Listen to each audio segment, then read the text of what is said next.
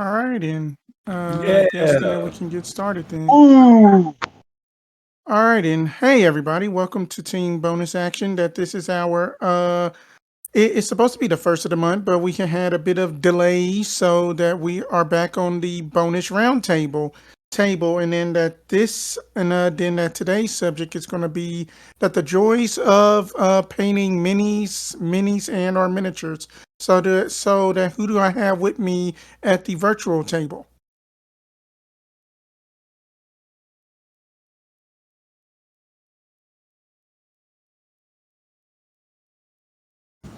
I'm Nate.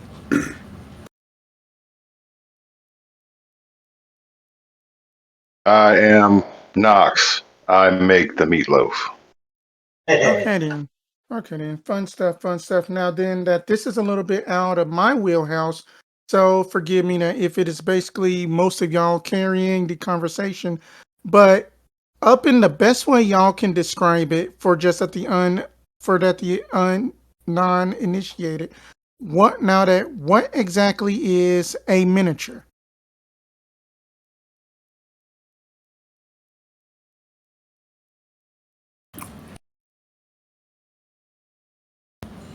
An Um, overly expensive piece of plastic that causes me anxiety and uh, lower back pain and uh, frustration and sometimes satisfaction.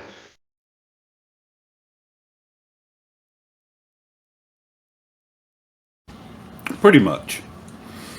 Yeah. It's just like a small plastic, resin, or metal representation of something nerdy.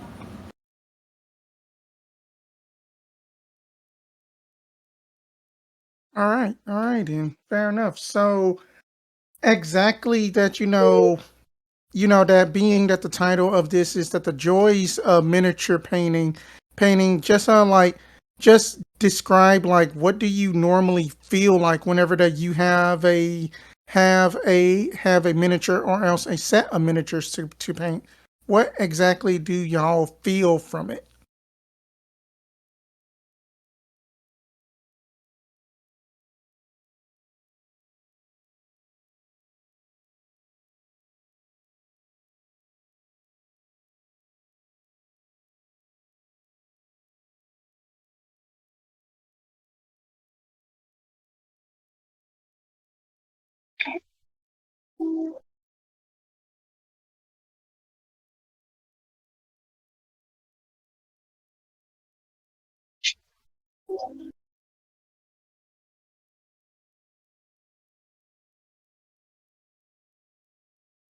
Yeah. I'm just currently going through that. Currently going through the first three stages currently. Uh, and this is the and I have purchased. I told the guys earlier, but I have purchased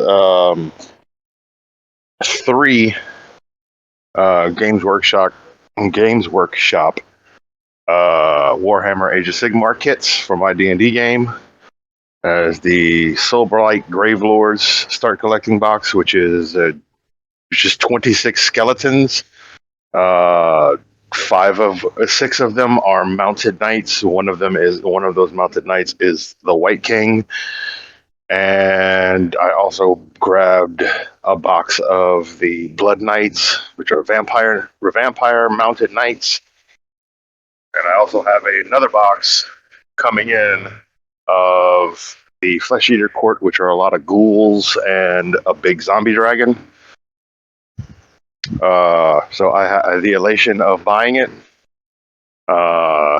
the anticipation of getting started on it, and then the overwhelming anxiety when you open the box and realize, oh, you've got a lot of little fiddly skeleton bits that you decided to start on for your first Warhammer kit.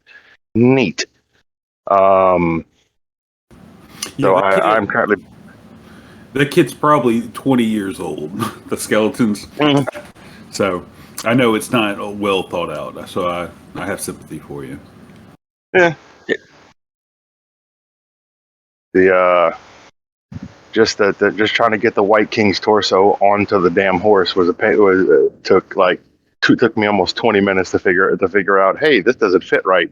I'm gonna just go ahead and trim this piece of chainmail off of his torso, and hey, it fit now. So having to adjust on the fly is something new. The only other kits that I've ever really dealt with have been War Machine kits. So those are a bit more built to fit together a bit more properly, and a bit more definitively than the Games Workshop pieces. Although the Games Workshop pieces gives you a little bit more versatility in how you put them together. So 6 on one hand, half dozen on the other. I'm a little different than Hewitt. I like putting the models together. I enjoy it. It's one of the things I kind of zen out on. That's the reason I like mini painting, honestly, is because I can just zone out, zen out. Sometimes I'll pull up, like, I'll Google, like, flesh tones of different animals. I'll watch, like, tutorial videos while I paint. And I'll just try to put things together. I'm currently working on my Vulture. It's got the orc wizard to flip on the back, casting spells. It's a very complicated model that I made even more complicated by adding stuff to the base. But I think once I get the finished product, it's going to look great. So just everything about it I enjoy. Go ahead. Mm-hmm.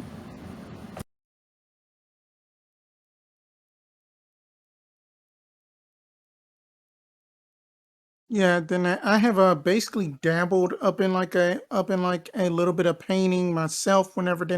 I first got into 3D. Whenever I first got up into 3D printing and stuff, but I have been hearing about like building models and stuff. That is it like miniatures for just D&D and also other tabletop RPGs that you can build and stuff. That that this is my first time ever hearing about this. That could y'all elaborate on that? There's there's all kind of different miniatures models. It was an entire hobby from back in the 50s and the 60s, having little the miniature miniature war figures or model train sets, stuff like that. It really started The with like big the Civil War, Revolutionary Yeah, War sets. Keep where going. you would literally put together like actual scenes from the battles. Like you would build a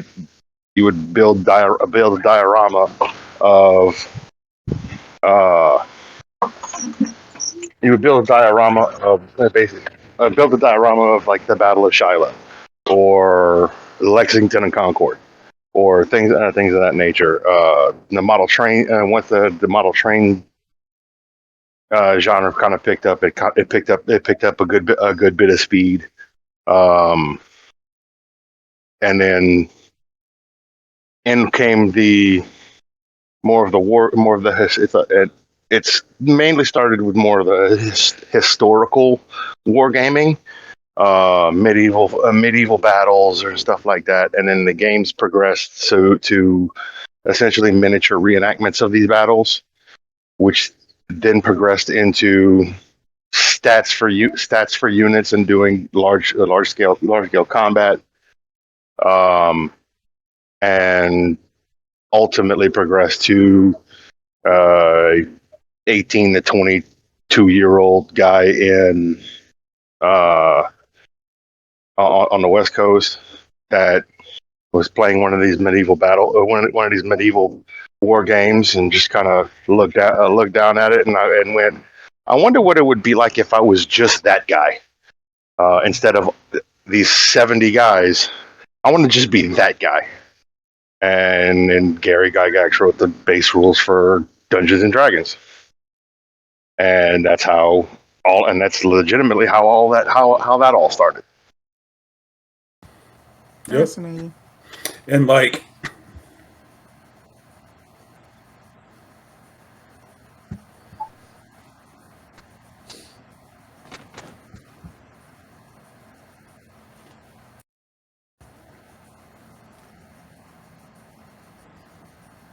Yeah. I may have to look into that because we got nollies down here, so I may have to look into that.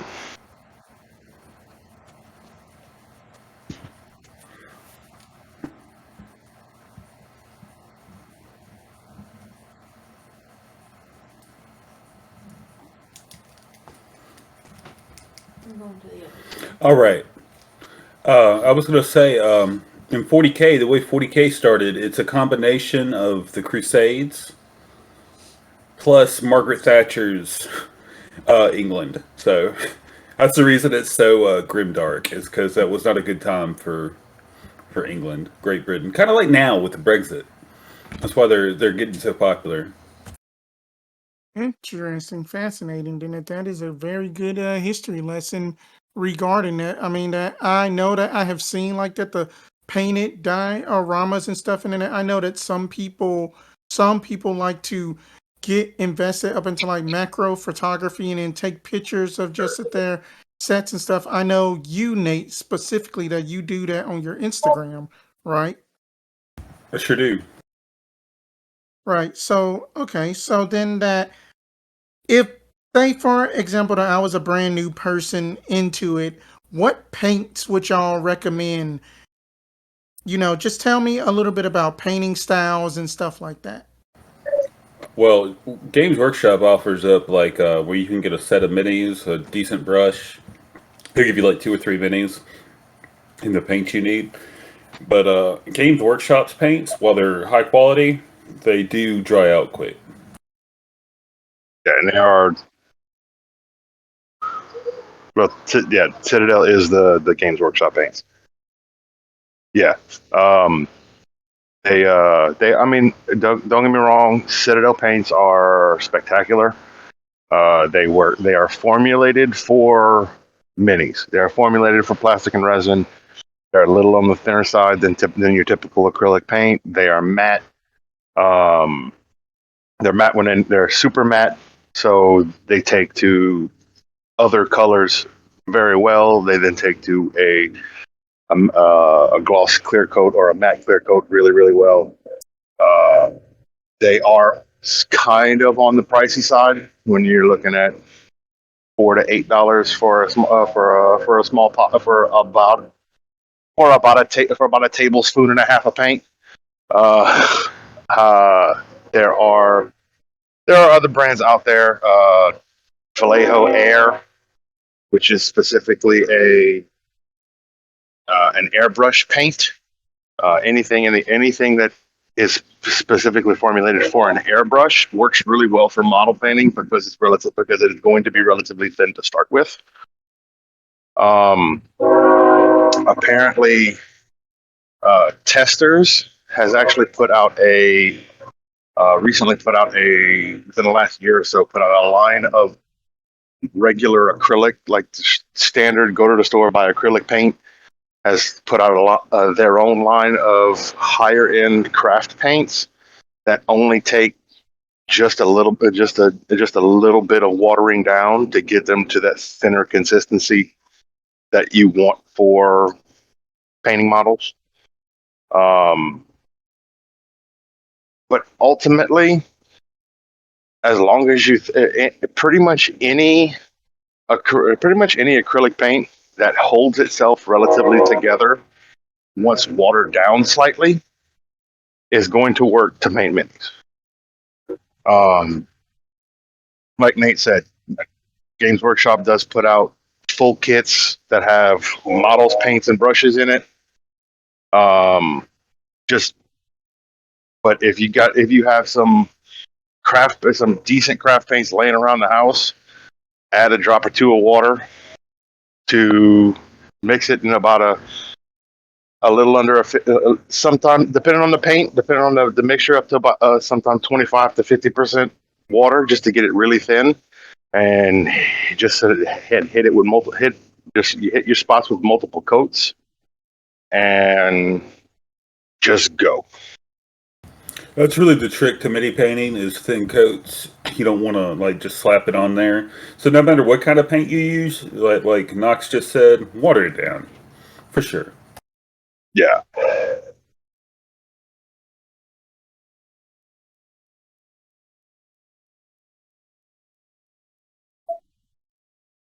Nice. And it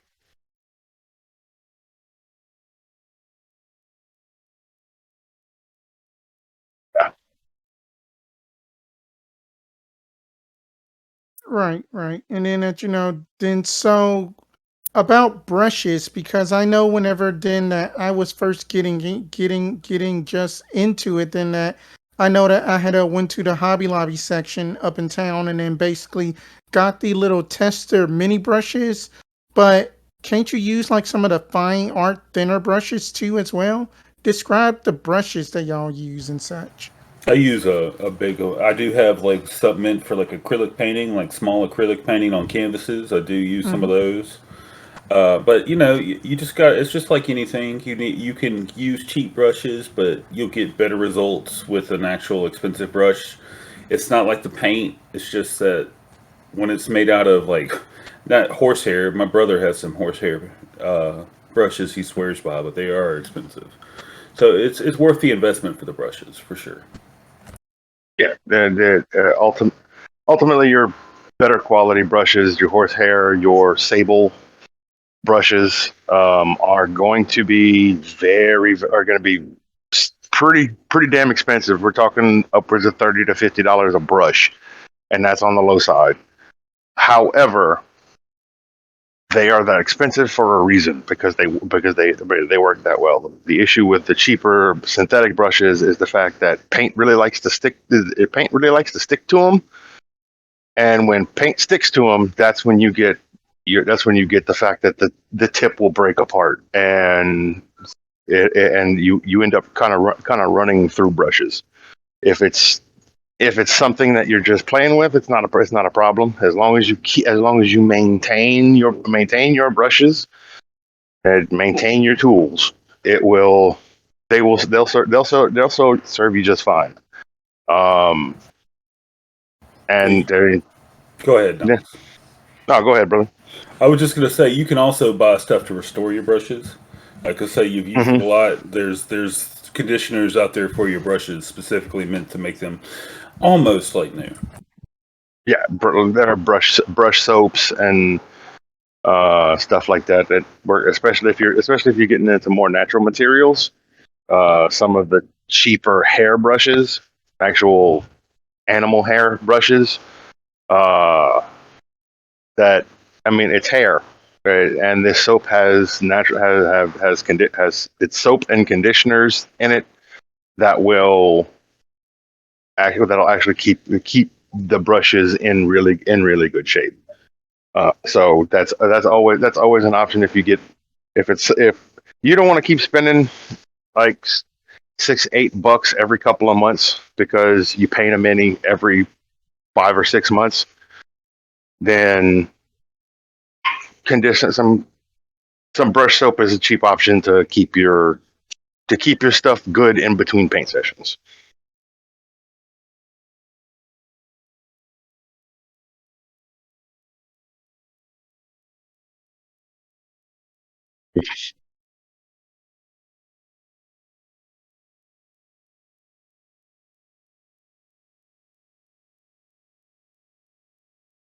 Ah,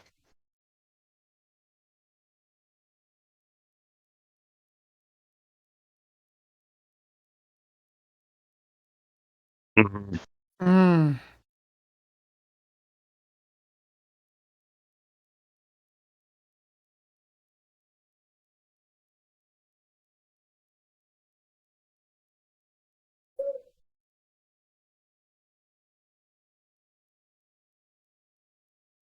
Hey, that'll save you money too. The wet palette, having a wet palette Yeah. is a game changer. Like it'll save you money on your paints.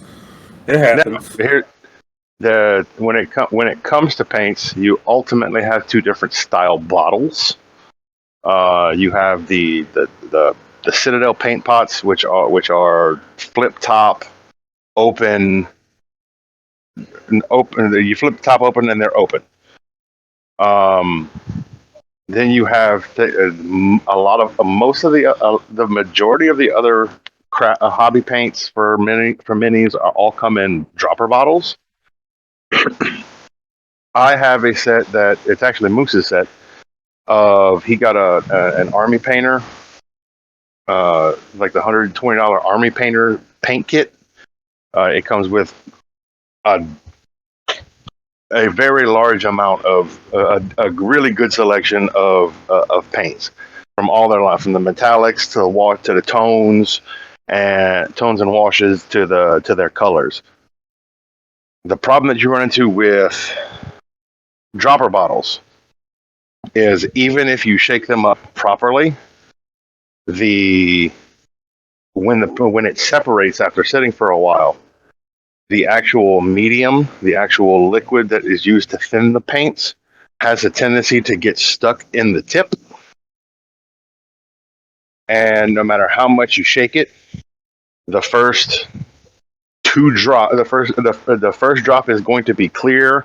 The next three drops are going to be almost completely separated paint, and it's unfortunately a slight waste. So knowing how to properly operate a dropper bottle, either using a mixing bead, which is basically just a small ball bearing in the bottle to help agitate it, helps a lot. Or you just do like I do and just take the dropper tip off and then move paint onto the palette with an old brush. You end up wasting a bit of paint from the brush that you're using, but it's still wasting less paint than how much it takes before the good consistency paint comes out of the dropper. I usually stick a paper clip in there, then shake it up. But that's a good way to do it too. Yeah. All right, very good information, guys, about that. And then that interesting techniques all around. So, about on average, that it will take to just paint your average size, D&D or else 40K mini. About how long would that take? It kind of depends on how much detail you want to put into it. Just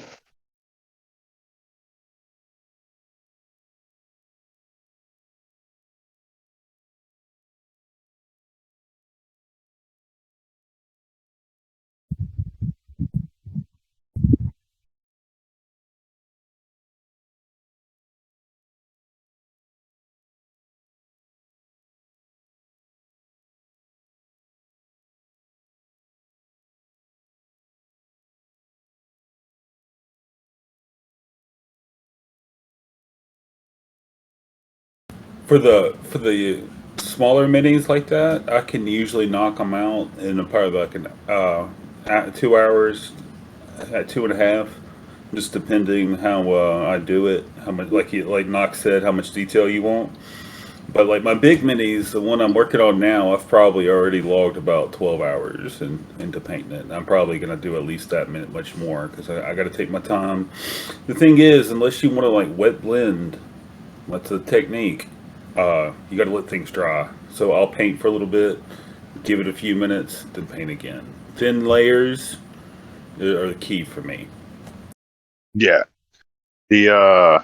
It took me last weekend, the already primed and the with the banshees, with the 4 banshees and 4 vampires, so 8 models. The banshees were already primarily completely painted. It was just a lot of the detail work, a lot of the stuff on the bases, and some of their and like their daggers and some of the smaller stuff needed to be painted. So the very last portion of the banshees and all 4 vampires, I sat down for about 5.5 hours to get those to get those 4 minis, those 8 minis done, to finish detailing 4 and paint 4 from start to stop. And I say stop because I'm not finished.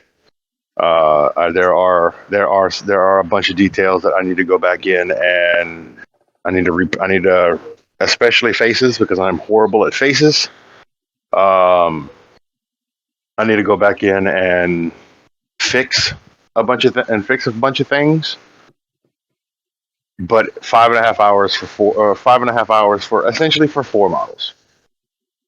So you could say with what I had to do on the Banshees, you could say for 5 models, 5.5 hours.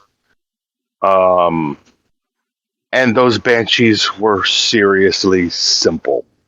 Like pretty much the entire model itself is one color. The arms, the head, the bodies are all a single color with a single washover. So we're talking super quick to paint, and so it maybe took me 45 minutes to detail out everything on those, and to detail the gravestones, the bases, and the daggers, and the armor, the corset armor that those Banshees are wearing. Maybe 45 minutes. So the other 5 hours was spent on these 4 models. Wow. That's is incredible for the most part. And then that it's just amazing, just compared to like doing, like digital character art for like D&D and stuff. And then it's just basically it takes, like around about the same time, but y'all are creating that this physical medium that you get to use for your characters. I mean for sorry, excuse me, for your tables, your players, and then for contests. Speaking of which, that have y'all participated up in like any type of contest and stuff, and then if so, that have you placed any? I was in the Halloween contest at the local shop. I didn't place. I didn't do as well as I thought, but I was really proud of the model. I spent so long on it. It was like a goat man holding two heads up.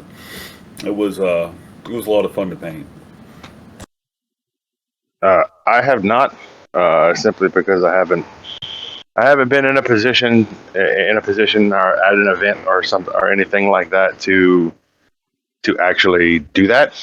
Uh, I don't I really don't have the time to go, and I really don't play anything that is currently played around here in the shops. So I mean, it's primarily it's the two biggest, well, 4 biggest games here are going to be Magic, Warhammer, and then followed closely thereafter by Digimon and Yu-Gi-Oh. I don't play the last two. I don't play Warhammer. I use the models from a D&D game, and I do play Magic, but I really don't play in the shops because I I currently need that time for other endeavors. Mm-hmm.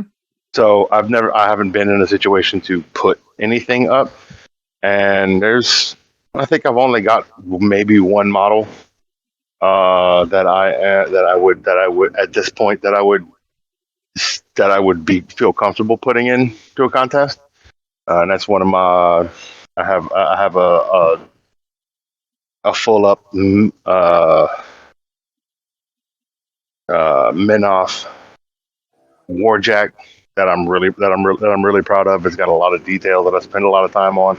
That took me about 3 or 4 days painting 2 or 3 hours at a time.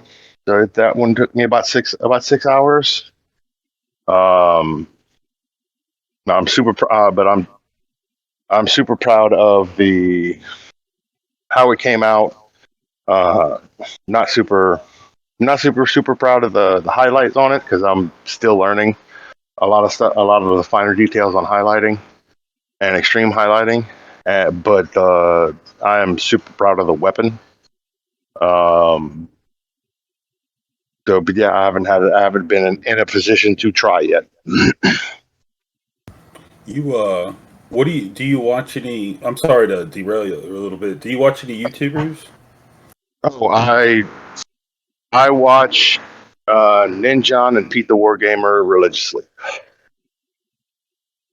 Yeah, I like Midwinter Minis, Miniac, and a couple other guys I can't think of. And Games Workshop has some great paint tutorials. They do have their own streaming service, which I can't recommend because, there's so many out there. But their free paint tutorials on YouTube, excellent. They are.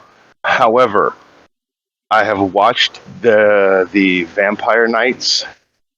It's not the Vampire Knights. It's uh the Court of Blood, Dire Chasm, the 4 vampires that I have. I watched The the Crimson Court, yeah, I know who you're talking Crimson about. Court. The I watched the video how he painted the main guy, the leader, the warband leader for that set.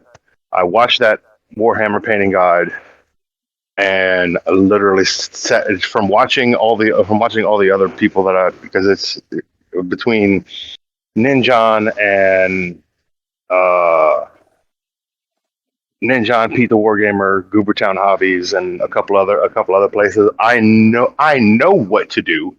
Doing it is the issue. I don't have the practice I have the knowledge of what to do. I just don't have the practice of how to do it correctly yet. And watching him do that kind of gave me a headache because some of the decisions on how he did some of the things seemed counterintuitive to me, and was kind of frustrating to watch. So it's kind of like, you know what? I'm gonna stick to the guys that I know and hope one day they paint the stuff that I have.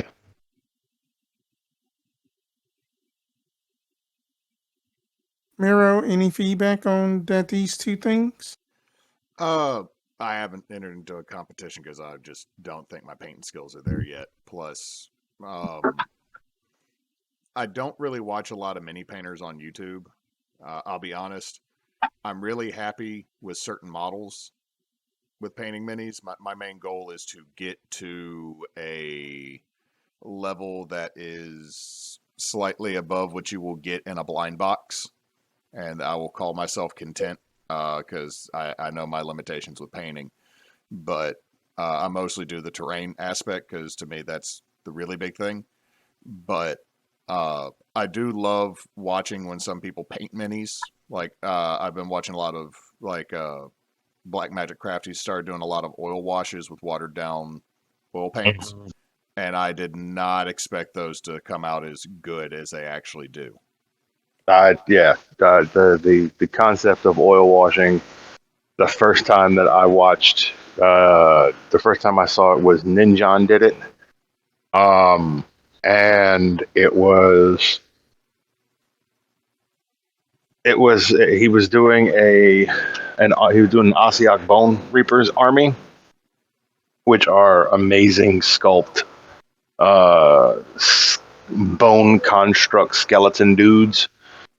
Um, and he paints the shields and he paints the weapons and they look amazing. And then he makes this, and then he adds mineral spirits to oil paint and makes this super dark black brown liquid that he then smears over the entire model. And I'm literally looking at it going, what the hell are you, why are you doing this? And then he comes back with makeup sponges and starts to pull everything off, and everything just comes together and looks outstandingly amazing. Yeah, that's another thing about the hobby. You got to be willing to experiment. You can't be afraid to mess up because you can always strip your models if you really mess up. All you need is Yeah, some green stuff, time, and an old toothbrush. and that, and I will tell, and one of the hardest lessons that I've learned, and mini every mini painter that I watch has said it at least once. And it is the hardest thing in the world for me to get used to, and I'm still not used to it yet. Is that your model, as you are painting it, compared to what you have in your head, is going to look like shit until you are 98% complete with it. It is going to look wrong. Yeah, It that's is true. not going to be. It is not going to look like what you have inside your head Yeah, what are the best? until it's about Go ahead, Docs. My bad. until it's about 95% done. And when you're watching, like Pete the Wargamer has a series of painting tutorials. One of which is the I can't remember his name. It's Znich's right hand. It's the bird dude with two heads. Yeah, the Tashish, Greater Demon of Tashish. Yeah, I know who you're talking Yes, about. watching him paint that mini, and hey, I think that's the one where he said it. He's like, keep in mind as he's painting, this mini will not look good until it looks good. And he's painting through. I mean, there are aspects of it like the wings, the feathers on the wings are the blending on the feathers on the feathers is amazing, but it's still it just looks like mishmash of colors, like two colors that are hammered together because he didn't use his airbrush for it. He used the brush. It just looks like these two colors were just slammed together, and then he highlighted. And once he highlighted, you one frame it looks like shit. The next frame it looks perfect. And it, experimenting with washes for the first time, when you get it right, the first time you get it right, and that model looks like a 2D picture that you wrapped around a piece of plastic, and it looks flat, and it's got no life, and it's got no details, no matter how much time you spend on it. The minute you hit it with that wash, and that wash drop, and you hit it with the wash, and it's overly dark, and it looks too dark it looks darker than you had anticipated, and you start freaking out. And then 2 minutes later, the wash is dry, and it fades, and it looks perfect. That's right. Yeah, it's just all about patience and not being afraid to make mistakes. You know. It's like if you paint a skeleton with Screaming Skull from Citadel and then you hit it with Ubashi's Bone Wash or Riker's Flesh. I'm probably not pronouncing that last name right or remembering it right, but the next day it just comes out looking like old bone, and it is great. Mm-hmm. Any bone,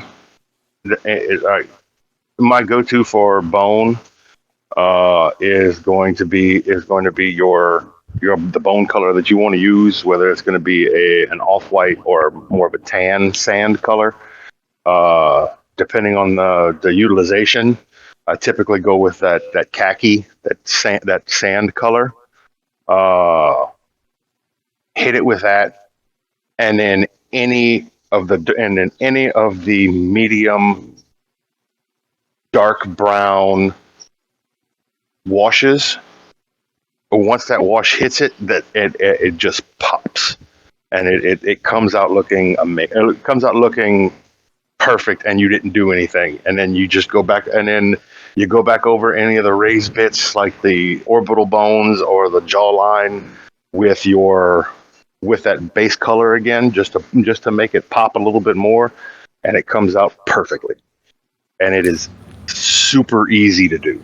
For the details like that, dry brushing is the way to go. That's when you get all but just a little bit of paint off of it to where it's almost dry, hence the name, and just go over it real quickly, and your details will pop out. Like it'll look Yeah. like you spent hours on it and you spent 30 seconds.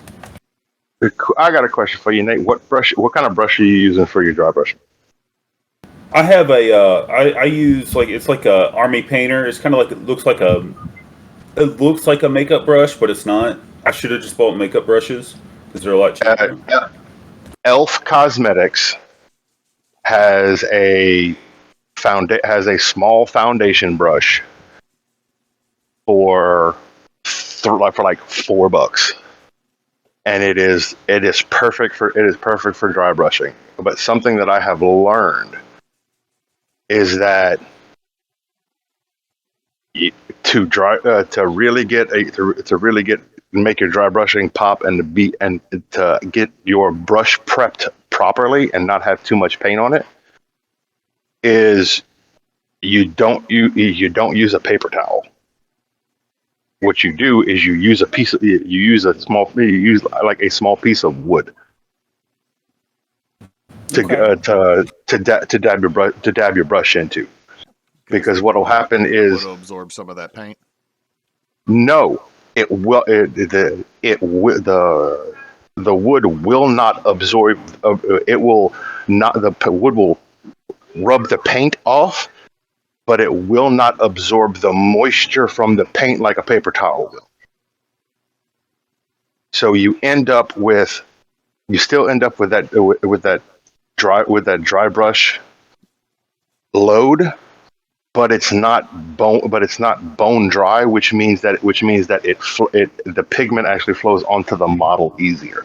So you're not having to rub over top of the same areas more often, a lot, and getting more paint on there than you wanted, because after stroke 3 it's still not covered right. Stroke 6 it's covered too much.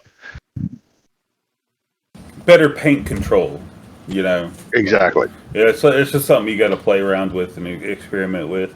If you're listening and you're considering getting into mini painting, my best thing is look up a couple tutorials.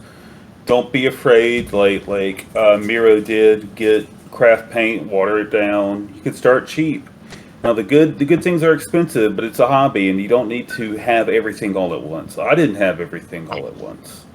Like you can build your hobby slow. It's an expensive hobby if you want to go all out all the time, and they'll try to encourage you to do that.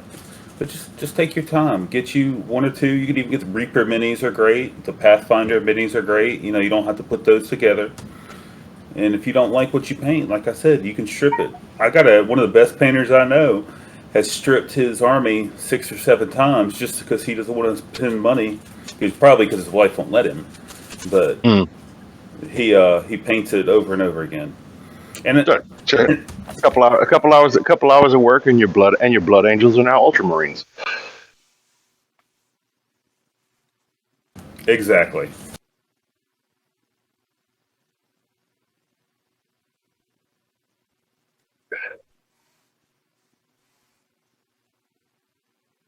And it is a hobby you can pay yourself. One of the guys I know in Ruston, he lives in Ruston. He comes up to the shop sometimes. He sells his minis on eBay. He does commissions. Like he's bought the orc set of the new Kill Team, which is like the smaller scale 40K, and he sells it for 3 times what he pays for it. And he pays his hobby that way. He just sells all his minis online. And as far as obtaining minis, and I am all access. I will 100% use anything that I find. Like I'm using War Machine Warjacks and War Machine pirates and Warhammer vampires and WizKids D&D figures and everything. And I literally just slap a friggin' coat of paint on them and be done with it, and customize it however you want. Getting minis can be super expensive as someone who just spent $240 on Warhammer minis. But there are other avenues. There's WizKids is putting out D&D and Pathfinder proper scale minis for D&D. When you get into Warhammer, proxying units in Warhammer is a thing. Something that looks similar but different as a stand-in for another unit, depending on the games that you're playing, is a thing. eBay. I was going to say on that note, our buddy John Lemmywinks, that's been in a couple of the Extra Life. He took a World War II half track and painted it red, and that is his Fireboy's big jumpa transportation for his orc army. Like, he actually found little tiny fire hats that he's going to attach to his orcs that are driving it so that they can go faster. Yeah. I absolutely love the kit bashing he did with that. And that's it. eBay. Keeping an eye on eBay. Especially when a new edition of Warhammer comes out, or whenever something new drops. Like I believe 40K just dropped the new book for Tyranids, the new rules for Tyranids, and you have these super hardcore meta gamers that play this game. That a new codex comes out and it is the new hotness, and it is running all the tables that they set the pieces down on. They will purge their entire army to pick up the new hotness, and you can get an entire army you can get like $800-900 worth of minis for $200-300. If you are interested in getting into any of these games, there is any local game shop that you go to that they're playing Warhammer. There are the starter boxes, the Indominus box, which has Space Marines, and I think the last one had Necrons in it. You find somebody that wants to if you want to play Space Marines, find somebody that wants to play Necrons and go halvesies on it. And they're cheap now. They were 200, now they're about 125. And you have the Dominion set, which is the Sigmar fantasy version. You can usually get it for about 130 now. And it has some of the best orc sculpts I've seen ever. Yeah. As far as getting into these games, there is the stigma, and it's well deserved, in that it costs a lot of money to get into to play Warhammer. It is an expensive hobby to play. It is an expensive hobby to be in, and that's true. But something that I've started to realize, especially after really looking into it, is if you specialize, if all you want is if all you want to play is one particular faction, the Space Marines, that financial barrier to entry is large to get everything that you need to play the game. But once you have it, at that point, it's small maintenance to upkeep, new books, a handful of new models every now and then. The severe cost to play Warhammer specifically is all up front. Once you have the models, you have the models. But you don't. If a model gets killed on the table, you don't smash it with a hammer. You have the models. It's just supplementing what you already have for new things. If you want to try something else, that barrier to entry is there. The barrier to entry stands at every faction you want to play. Let me also say, once you build relationships at your local game shop, like I had a guy who sold me about $300 worth of Khorne army, which is like the blood god for Sigmar. He gave it to me for $60. There's always some deal you can get. Once you get into the hobby, you'll make connections. It's just like anything else. And especially if you're really serious about playing, you can paperclip that. You can paperclip game that. There's one I know. One of the main guys around here ended up with a friend of his needed cash and wasn't playing the game anymore, and sold him about $1,500 worth of Space Marines for $700. Like a metric shit ton of models for $700. He doesn't play Space Marines. He doesn't play Space Marines. He was getting out of Space Marine. He wanted to start playing Tyranny. So he bought these Space Marines and then started. He stripped them back to gray, and then started parsing them out and selling them in packages to guys around the shop that needed. I need a unit of intercessors. Here, I'll sell you these for this much. Or if a Tyranid player wants to start playing Space, he had a Tyranid player that wanted to start playing Space Marine, so they just traded shit. I mean, the community that you play in, as long as it's not chock full of assholes, is going to be your best bet. And even if it is chock full of assholes, if those assholes want something that you have, they will give you something that you want.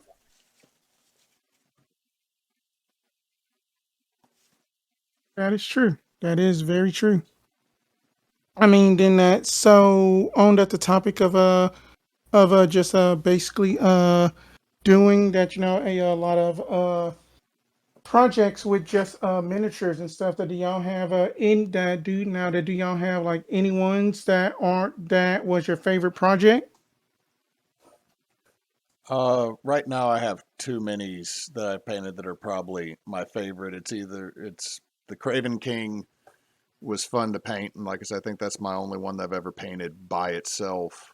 And then I got the werewolf babushka from the new set of Sigmar Undead that I'm still working on because I've got most of it done, but I need to do a little bit more work on the wolves. Nice, nice. I Okay. always enjoy painting my Nurgle army for Sigmar because he's super gross, and I've got a lot of his models. He's one. Really, I don't even care if I get to play. I don't get to play that often because nobody plays Sigmar around here.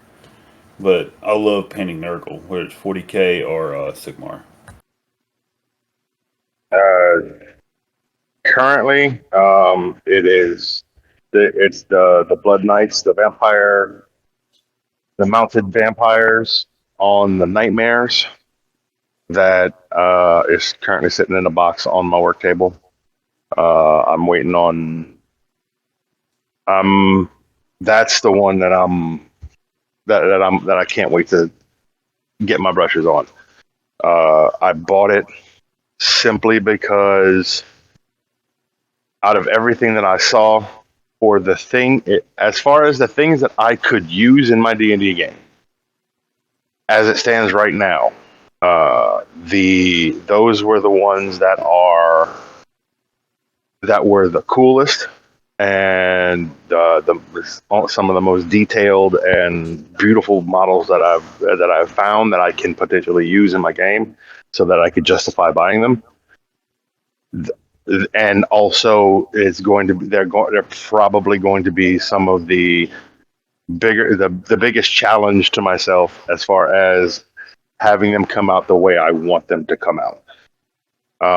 It's another reason why I'm glad that the skeleton box came with 5 mounted or 6 mounted skeletons, so that I can have something to practice painting those horses. Interesting. Well, And if fascinating. you, Then that you I'm go on. sorry, Spence. I don't mean to cut you off. I would just say the Blood Knights are probably one of the better units in Sigmar too. So if you ever do play, you got your Mm-hmm. good set.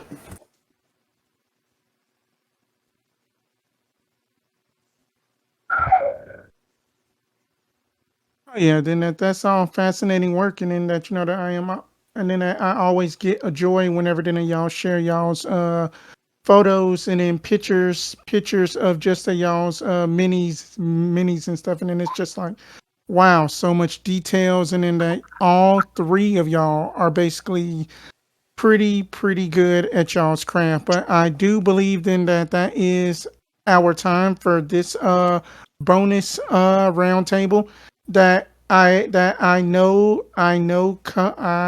know coming up tonight that there will now then that there will be a then now then that there will be a kitchen now then that there will be a kitchen roundtable with just like Miro, Knox, and then Taro, and then I believe Monday we will have more Holy Winds, correct? Yep. And also And then also Thursday that we will be continuing the Cypress Chronicles, A Simple Man. While that that the DM for Tears of Kairos is just enjoying her time in California. So if y'all have any socials or anything, y'all can plug them now. I'll go. I'll go and do mine. I'm on Nate Paints Warhammer. That's just one word.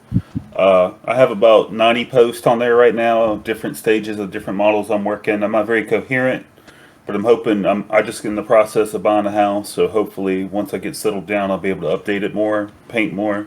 So go check it out. There's plenty of content on there for y'all to check out. All right. And then that as just for myself that you can just follow me anywhere that if you just type in like Ninjaspence 21 that you can basically follow me on Twitter, Twitch, YouTube, stuff like that. And as for us at Team Bonus Action, we have a Facebook page, then that you can follow us anywhere on like Instagram, Facebook, just type in Team Bonus Action. Our Twitter is bonus underscore team, and then at that way then that you can see status updates for like any like anything that we have coming up in that the future and stuff like that. And then that there will also be a link tree at the bottom of this video for you to click on this thing. Well, since we do have Knox here, We appreciate y'all hanging out with us. Make sure to stay tuned for some new stuff.